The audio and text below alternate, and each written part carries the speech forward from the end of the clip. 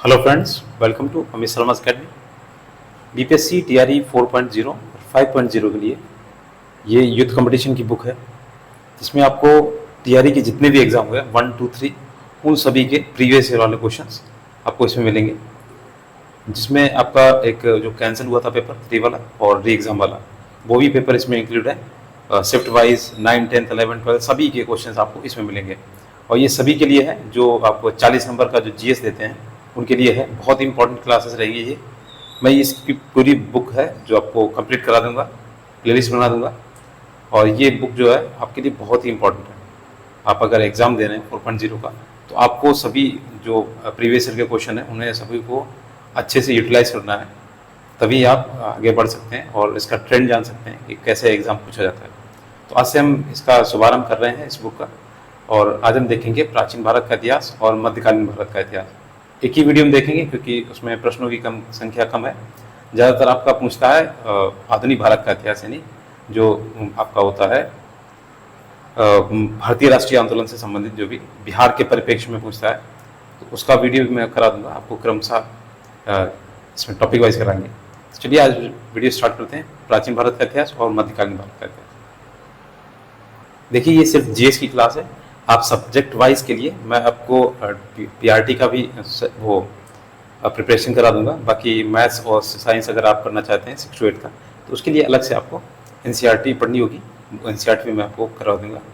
बस आपको क्या करना है, चैनल को सब्सक्राइब करना है और वीडियोज़ को जितना हो सके शेयर कीजिएगा अपने ग्रुप्स में, और हो सके तो लाइक कर दीजिएगा।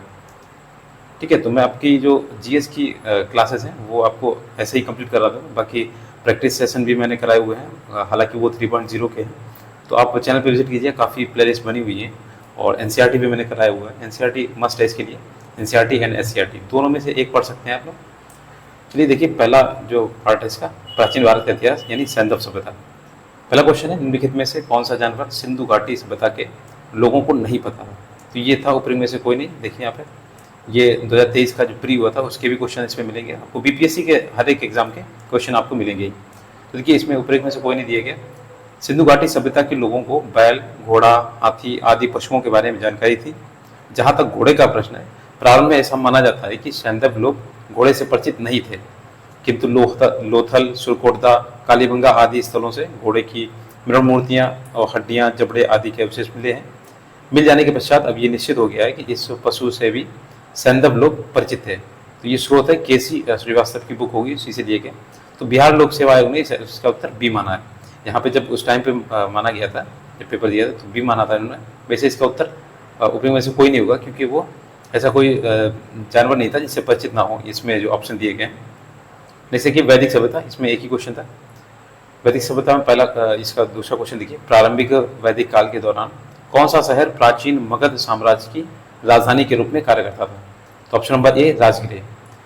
को याद होगा कि गौतम बुद्ध की जो पहली महात्मा बुद्ध की जो पहली जो बौद्ध संगीति हुई थी वो राजगृह में ही हुई थी। तो इस तरीके से 4 बौद्ध संगीतियाँ हुई थी, वो भी मैं आपको क्रमशः करा दूंगा। देखिए, प्रारंभिक वैदिक काल के दौरान राजगृह यानी गिरिब्रज, इसको दूसरा नाम जो है गिरिब्रज है, इस शहर में प्राचीन मगध साम्राज्य की राजधानी के रूप में कार्य करता था। मगध साम्राज्य में आधुनिक पटना, गया, शाहाबाद का कुछ हिस्सा पड़ता है। तो ये पूछा जाता है कि मगध में वैसे विशालतम था, सबसे 16 महाजनपदों में सबसे ज़्यादा विशाल यही था। तो पूछा जाता है इनमें कौन से जिले शामिल हैं। तो देखिए, इसमें शासन किसने किया? तो बिंबिसार। ठीक है, एक बिंबिसार एक बिंदुसार है, याद रखिएगा, दोनों में अंतर है। देखिए, बिंबिसार 544 ईसा पूर्व से 492 ईसा पूर्व तक चला। अजातशत्रु 492 से 460 ईसा पूर्व में। इसके समय इनकी राजधानी राजगृह या राजगीर या राजगृह थी। किंतु उदयन जो था 460 ईसा पूर्व से 444 ईसा पूर्व में राजगृह से अपनी राजधानी हटा के इसने पाटलिपुत्र या कुसुमपुर स्थानांतरित की थी। तो इसी ने उदयन ने यहाँ से स्थानांतरित करी थी। शुशनाग वंश के शुशनाग ने यानी 412 ईसा पूर्व से 394 ईसा पूर्व में पाटलिपुत्र से राजधानी स्थानांतरित करके वैशाली को मगध साम्राज्य की राजधानी बनाया। किंतु कालांतर में कालाशोक जो आया था, इसके समय में चौथी जो बौद्ध संगीति हुई थी, 394 ईसा पूर्व से 366 ईसा पूर्व तक पुनः पाटलिपुत्र स्थानांतरित कर और मौर्य समाज का जो इस साम्राज्य की यहाँ तक की राजधानी बनी रही थी। जैसे कि बौद्ध, जैन और भागवत एवं वैष्णव जो भी इसमें शैव धर्म है, इन सभी को देखेंगे। बौद्ध और जैन तो आपके लिए बहुत इंपॉर्टेंट है, ठीक है। तीसरा क्वेश्चन देखिए, बोधिसत्व या पद्मपाणि की पेंटिंग स्थित है, तो ऑप्शन नंबर सी, ये अजंता की गुफाओं में स्थित है। और ये देखिए आपके प्री में पूछा गया 2023 की। बोधिसत्व पद्मपाणि की पेंटिंग अजंता की गुफाओं में स्थित है। संस्कृत में पद्मपाणि का शाब्दिक अर्थ कमल धारण करने वाला होता है। अब देखिए इसमें कौन कौन सी, देखिए बादामी जो गुफाएं, बादामी गुफा मंदिर कर्नाटक के उत्तरी भाग में बागलकोट जिले में स्थित हिंदू और जैन गुफा मंदिरों के लिए प्रसिद्ध है। एलोरा गुफाएं, ये एलोरा दुनिया के सबसे बड़े रॉक कट हिंदू मंदिर गुफा परिसरों में से एक है। इसमें 600 से 1000 की कलाकृतियाँ हैं, 600 से 1000 ईस्वी की कलाकृतियाँ हैं। देखिए इसमें बीपीएससी के जो अभी फिलहाल में हुए हैं उन्हीं क्वेश्चंस को इंक्लूड किया गया, बाकी जो पिछली जितनी भी हुई हैं इसे 69वीं है। तो इसके लिए मैं आपको अलग से एक प्लेलिस्ट करा दूंगा, एक बुक है उसमें आपको बीपीएससी जो शुरुआत से एग्ज़ाम हुए हैं, अभी तो आपका 70, अभी 71वीं चालू होने वाली है, तो 70 तक जितने भी क्वेश्चन होंगे मैं आपको करा दूंगा, क्योंकि ये क्या होते हैं, क्वेश्चन रिपीटेड होते हैं, और रिपीटेड नहीं होते तो उसका पूछने का तरीका थोड़ा अलग हो जाता है। तो आप बीपीएससी के एग्जाम पर या जो एग्ज़ाम देने वाले हैं उससे टीचर बीपीएससी के ही बनेंगे, तो बीपीएससी का ट्रेंड लेके चलना पड़ता है। चौथा क्वेश्चन देखिए, भारतीय कला में स्तूप, चैत्य और विहार का निर्माण निम्नलिखित में से किससे संबंधित है? ऑप्शन नंबर सी, बौद्ध धर्म से। तो ये बौद्ध धर्म जो है इसकी धार्मिक वास्तुकला भारतीय उपमहाद्वीप में विकसित हुई। चैत्य बौद्ध पूजा स्थल है, जबकि विहार जो है बौद्ध भिक्षुओं का निवास स्थल है। ये पूछा जाता है विहार क्या है, ठीक है। स्तूपों के निर्माण का उद्देश्य गौतम बुद्ध के पवित्र अवशेषों की पूजा व सुरक्षा थी। नेक्स्ट 16 महाजनपदों से संबंधित जो भी फैक्ट है। पांचवा क्वेश्चन है देखिए, मगध एवं अंग के मैदान निम्नलिखित में से किसके हिस्से हैं? तो देखिए ये ऑप्शन नंबर बी हो जाएगा, मध्य गंगा का मैदान। तो ये देखिए 2.0 में पूछा गया, मध्य गंगा का जो मैदान है पूर्वी उत्तर प्रदेश और संपूर्ण बिहार का विस्तृत है। अंग महाजनपद का क्षेत्र जो है वर्तमान भागलपुर तथा मुंगेर जिले में स्थित है। मगध महाजनपद वर्तमान में पटना, गया और शाहाबाद में स्थित था, जो मध्य गंगा के मैदान में स्थित है। अगला देखिए, मौर्य एवं मौर्योत्तरकाल। अब क्वेश्चन नंबर 6 देखिए, कौटिल्य किस स्थान में राजनीतिक विज्ञान और अर्थशास्त्र के प्राध्यापक थे? तो ये ऑप्शन नंबर सी, तक्षशिला। तो ये तक्षशिला में थे, और ये प्राचीन जो तक्षशिला था वो राजनीतिक विज्ञान और अर्थशास्त्र के प्राध्यापक थे, जो विश्व के सबसे पुराने विश्वविद्यालयों में से एक था। प्राचीन भारत में ये शिक्षा का केंद्र था। जो कौटिल्य है इन्हें चाणक्य के नाम से भी जाना जाता है, ठीक है, याद रखिएगा। और ये जो चंद्रगुप्त मौर्य के प्रधानमंत्री थे, याद रखिएगा, इन्हीं की वजह से उन्हें चंद्रगुप्त मौर्य को अपना शासन वापस मिला था। ये गुप्त काल एवं गुप्तोत्तर काल से संबंधित जो फैक्ट है। 7वां क्वेश्चन है, फाहियान एक चीनी तीर्थयात्री था जो हर्ष के शासनकाल के दौरान भारत आया। हेंगसॉन एक चीनी बौद्ध भिक्षु था जिन्होंने चंद्रगुप्त द्वितीय के शासनकाल के दौरान भारत का दौरा किया था। देखिए इसमें ऑप्शन नंबर डी, उपयुक्त में से कोई नहीं, क्योंकि ये उल्टा लिखा हुआ है। देखिए फाहियान एक चीनी बौद्ध तीर्थयात्री था जो चंद्रगुप्त द्वितीय, यानी कि जो चंद्रगुप्त द्वितीय था उसका नाम जो उन्होंने उपाधि धारण की थी वो विक्रमादित्य की उपाधि धारण की थी, तो उन्हें विक्रमादित्य के नाम से भी जाना जाता है, ये याद रखिएगा। तो चंद्रगुप्त द्वितीय के शासनकाल के दौरान भारत आया था, तो ये फाहियान आए थे, ठीक है। पाटलिपुत्र शहर में फाहियान ने लगभग 3 साल संस्कृत का अध्ययन किया। हेंगसॉन एक चीनी बौद्ध भिक्षु था जो राजा हर्षवर्धन के शासनकाल में भारत आया था। उसने कश्मीर, सियालकोट, कन्नौज तथा नालंदा में हीनयान और महायान बौद्ध धर्म का अध्ययन किया, अतः इसमें कोई विकल्प सत्य नहीं है। अगला देखिए 8वां क्वेश्चन, चीनी स्रोत के अनुसार श्रीलंका के शासक मेघवर्मन ने गया में बौद्ध मंदिर बनाने की अनुमति के लिए निम्नलिखित में से किस गुप्त राजा के पास एक मिशनरी भेजा था? देखिए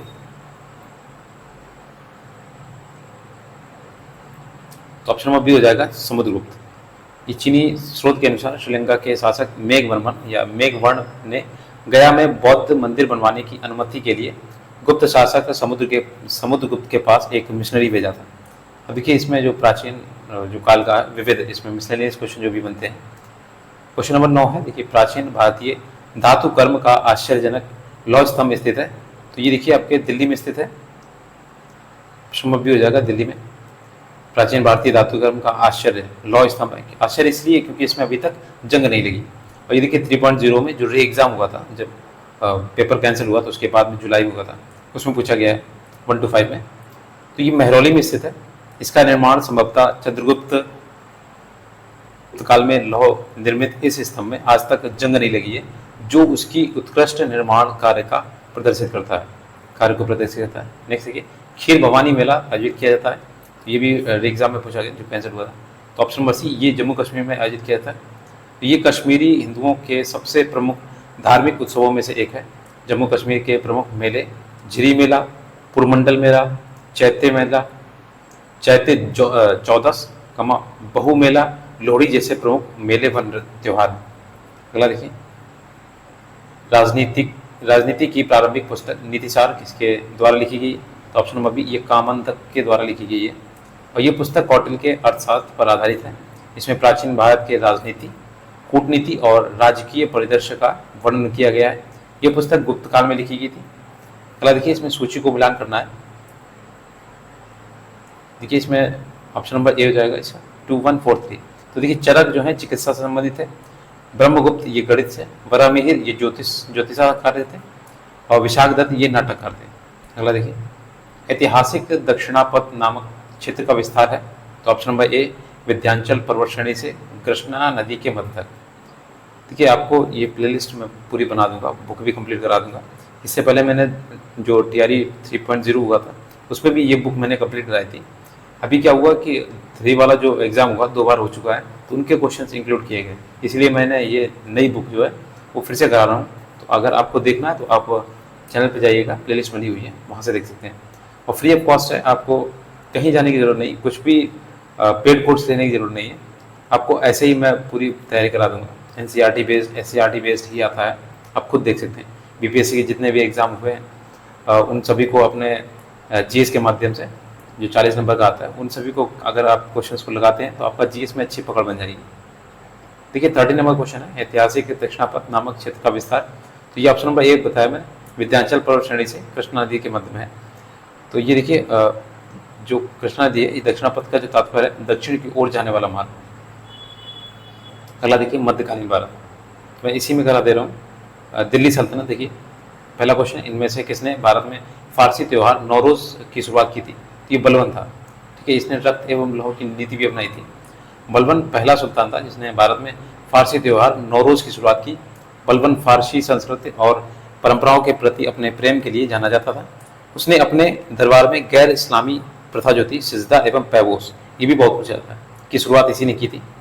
अगला देखिए, तुगलक वंश के बारे में। देखिए, मोहम्मद बिन तुगलक के शासनकाल में भारत आए प्रसिद्ध मुस्लिम खोजकर्ता जो इब्न बतूता थे, तो ये मोरक्को से आया था, ठीक है। ये देखिए 2023 वाला जो है सेकंड पेपर पूछा गया, इसमें ऑप्शन नंबर बी मोरक्को हो जाएगा। तो ये तुगलक वंशी था, मोहम्मद बिन तुगलक, MBT से शॉर्ट फॉर्म में याद कर सकते हैं। तो इब्न बतूता अफ्रीका से इसके पास आया था, मोरक्को से। अफ्रीका के मोरक्को में है एक देश है। ये मध्य एशिया के मार्ग से होते हुए भारत के सिंध प्रांत में वर्ष 1333, ये डेट भी बहुत पूछता है, 1333 ईस्वी में पहुंचा था। मोहम्मद बिन तुगलक का जो कार्यकाल है 1325 से 1351 ईस्वी तक है। इसने इब्न बतूता को दिल्ली का काजी यानी जज नियुक्त किया था। इतना इससे खुश हो गया था, इसने जज बना दिया इसे। अगला देखिए, विविध इसमें देखते हैं जो भी फैक्ट है, इसमें ज़्यादा क्वेश्चन नहीं थे। तीसरा क्वेश्चन है, मैथिली भाषा का विकास निम्नलिखित में से किसके शासनकाल के दौरान हुआ था? तो ऑप्शन नंबर सी, कर्नाट राजवंश के द्वारा हुआ था। देखिए इसमें डॉक्टर राम प्रकाश शर्मा ने मैथिली के विकास की सबसे अच्छी अवधि 1206 से लेकर 1226 ईस्वी बताई है। इसी काल में ज्योतिष्य और विद्यापति द्वारा मैथिली भाषा में सर्वश्रेष्ठ रचनाएं की गई। इस दौरान मिथिला क्षेत्र में कर्नाट वंश या सिमराव वंश जो 1097 से 1325 ईस्वी तक का शासन था। देखिए इसमें 15वीं और 16वीं शताब्दियों के धार्मिक आंदोलन जो भी हुए थे उन्हें देख लेते हैं। चौथा क्वेश्चन है, नाथपंथियों सिद्धों और योगियों ने भक्ति धर्म को किस क्षेत्र में लोकप्रिय बनाया था? तो ये देखिए BPSC वाले एग्जाम में पूछा गया। तो ऑप्शन नंबर ए, उत्तर भारत में। अगला देखिए, इसमें पॉइंट है, देखिए नाथपंथी सिद्ध योगी दुनिया से त्याग में विश्वास रखते थे। उन्होंने पारंपरिक धर्म, सामाजिक व्यवस्था के अनुष्ठान और अन्य पहलुओं की आलोचना की है। उनके अनुसार निराकार परमात्मा का ध्यान तथा उसके साथ एक हो जाने का एहसास मुक्ति का मार्ग है। नेक्स्ट देखिए, मुगल साम्राज्य से संबंधित प्रशासन व वित्त व्यवस्था, संस्कृति और कला से संबंधित फैक्ट देखते हैं। क्वेश्चन नंबर 5 है, फतवाहत ए आलमगीरी किसके द्वारा लिखी गई है? तो ऑप्शन नंबर ए, ईश्वर नागर के द्वारा। देखिए ये आपके 1698 ईस्वी में तक के औरंगजेब के शासनकाल की कुछ महत्वपूर्ण घटनाओं को इसमें शामिल है, जो फतवात ए आलमगीरी लिखी गई है ईश्वर दास नागर के द्वारा। क्वेश्चन 6 है, निम्नलिखित में से किस बंदरगाह को मुगल काल के दौरान बाबुल मक्का यानी मक्का का द्वार कहा जाता था? तो ऑप्शन नंबर बी सूरत को। ये सूरत को मुगल काल के दौरान बाबुल का मक्का यानी मक्का का द्वार कहा जाता था, क्योंकि मक्का की तीर्थ यात्रा सूरत से शुरू होती थी। सूरत गुजरात का प्रमुख शहर है और ये अपने वस्त्रों के लिए जाना जाता है। मध्यकाल के दौरान ये एक महत्वपूर्ण बंदरगाह था। इसे पश्चिमी एशिया के प्रवेश द्वार के रूप में भी जाना जाता है। नेक्स्ट देखिए 7 नंबर क्वेश्चन है, निम्नलिखित कथनों पर विचार करना है। भारत में बाबर के आगमन के कारण क्या थे? तो ये देखिए आपके ऑप्शन नंबर सी हो जाएगा, तीसरा और चौथा। देखिए प्रदेश में तैमूरिन राजवंश की स्थापना हुई। चौथा ऑप्शन है इसका, युद्ध में तोपों की शुरुआत हुई। तो ऑप्शन नंबर सी हो जाएगा, यानी 3 और 4। इसके फैक्ट पढ़ लेते हैं। देखिए बाबर के आगमन के कारण भारत में तैमूर वंश की स्थापना हुई एवं युद्ध में तोपों की शुरुआत हुई। तो सर्वप्रथम तोपों की शुरुआत इसी ने की थी। क्षेत्र की वास्तुकला में मेहराब और गुम्बद दिल्ली सल्तनत की स्थापना के पश्चात प्रारंभ हुआ। बाबर का जन्म 14 फरवरी 1483 ईस्वी को मध्य एशिया के फरगना नामक स्थान पर हुआ था। बाबर ने काबुल पर अधिकार करने के बाद भारत पर 4 बार आक्रमण किए थे इसने। नेक्स्ट है मराठा संघ और मराठा राज्य और उसके संघ। देखिए अष्टप्रधान मंत्रिपरिषद थी, तो ये मराठाओं प्रशासन की थी। जैसे आपके अकबर ने नवरत्न रखे थे, इसी तरीके से अष्टप्रधान इनके मराठा के प्रशासन में था। देखिए इसमें 8 मंत्रियों की एक परिषद होती थी। इसे अष्टप्रधान परिषद बोलते थे। अष्टप्रधान परिषद प्रत्येक मंत्री अपने विभाग का प्रमुख था। वह शिवाजी द्वारा नियुक्त होता था एवं अपने कार्यों के लिए वह शिवाजी के प्रति उत्तरदायी था।